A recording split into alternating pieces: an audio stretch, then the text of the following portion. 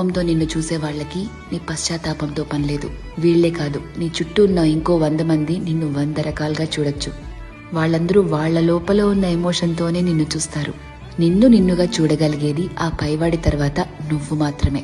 ఎప్పుడైతే నువ్వు నీలో ఉన్న తప్పులు, ఒప్పులు, మంచి, చెడు, నీలో కోపాలు, నువ్వు చేసే మోసాలు, నీలో మార్పులు, నువ్వు పడే పశ్చాత్తాపాలు, నీ చుట్టూ బాధ్యతలు, నీ ఆశలు, వాటికై నీ కష్టాలు, దేవుడిచ్చిన లోపాలు, నీ ప్రయత్నాలు, ఇలా ఎదుటి వాళ్ళని జడ్జ్ చేయడానికి మనం వెతుకుతూ ఉంటామే, వాటన్నిటి ద్వారా నిన్ను నువ్వు చూసుకోగలిగితే ఎలా అన్బయాస్డ్ గా, లాయర్లా కాదు జడ్జి లాగా, అప్పుడు నువ్వేంటో నీకు అర్థమవుతుంది కదా.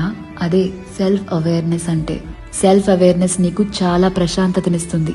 ర్యాండమ్ గా ఎవరిని ఏమీ అనలేవు, ఎందుకంటే నీకు తెలుసు ఎవరి తుఫాన్లు వాళ్లకుంటాయి లోపల అని.